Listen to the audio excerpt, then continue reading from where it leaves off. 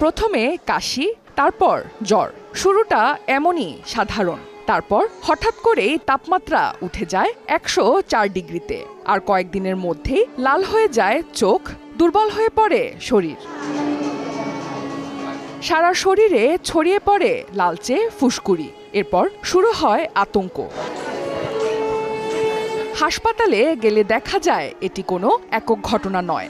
একই রকম লক্ষণ নিয়ে ভর্তি অসংখ্য শিশু। শয্যা সংকট, আইসিইউতে নেই জায়গা, চারিদিকে কান্না আর উৎকণ্ঠা। দেশজুড়ে এখন একই চিত্র। ঢাকা, ময়মনসিংহ, রাজশাহী, চট্টগ্রাম সবখানেই বাড়ছে আক্রান্ত শিশুর সংখ্যা। হাসপাতাল জুড়ে অসুস্থ শিশুদের কান্না আর স্বজনদের আহাজারি। ডাক্তাররা বলছেন এটি হাম, একটি অত্যন্ত সংক্রামক ভাইরাসজনিত রোগ যা খুব সহজেই একজন থেকে আরেকজনে ছড়িয়ে পড়ে।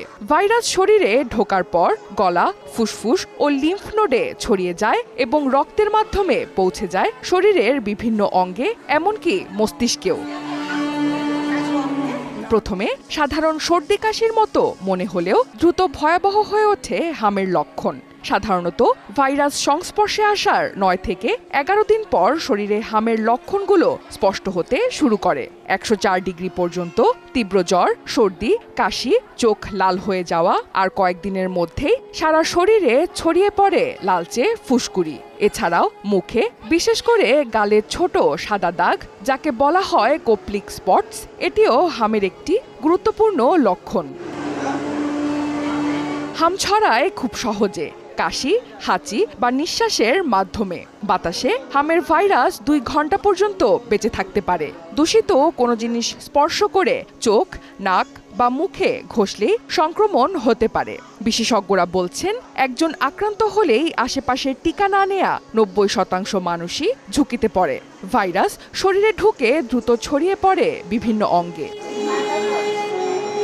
সবচেয়ে বেশি ঝুঁকিতে শিশুরা। চিকিৎসকদের মতে যারা হামের টিকা, কৃমিনাশক নেয়নি, অপুষ্টিতে ভুগছে কিংবা মায়ের বুকের দুধ পাচ্ছে না, সেসব শিশুরাই বেশি আক্রান্ত হচ্ছে। হাম হলে আতঙ্ক নয়, প্রয়োজন সঠিক পরিচর্যা। বিশ্রাম, পরিচ্ছন্ন পরিবেশ, পুষ্টিকর খাবার ও পর্যাপ্ত পানি খুবই জরুরি। কিন্তু অবহেলা করলে এই রোগী হয়ে উঠতে পারে প্রাণঘাতী। নিউমোনিয়া, কানের সংক্রমণ, এমনকি মস্তিষ্কের প্রদাহ হতে পারে, যা অনেক ক্ষেত্রে শিশুর জীবন কেড়ে নিচ্ছে। বিশেষজ্ঞরা বলছেন হাম প্রতিরোধের সবচেয়ে কার্যকর উপায় হলো টিকা। জানা গেছে হামে আক্রান্ত শিশুদের 60% বেশির বয়স 9 মাসের কম, যাদের কেউই হামের টিকা পায়নি। সাধারণত 9 মাস ও 15 মাস বয়সে 2 ডোজ টিকা দেয়া হয়, তবে বর্তমান পরিস্থিতিতে 6 মাস বয়স থেকে টিকা দেওয়ার পরিকল্পনা চলছে। চলতি বছরের প্রথম 3 মাসেই দেশে হামের উদ্বেগজনক বিস্তার দেখা গেছে, যা গত বছরের তুলনায় প্রায় 75 গুণ বেশি। বিভিন্ন গণমাধ্যম বলছে কেন্দ্রীয় গুদামে একাধিক টিকার মজুদ শূন্যে নেমেছে, যার প্রভাবে বাড়ছে হামের বিস্তার।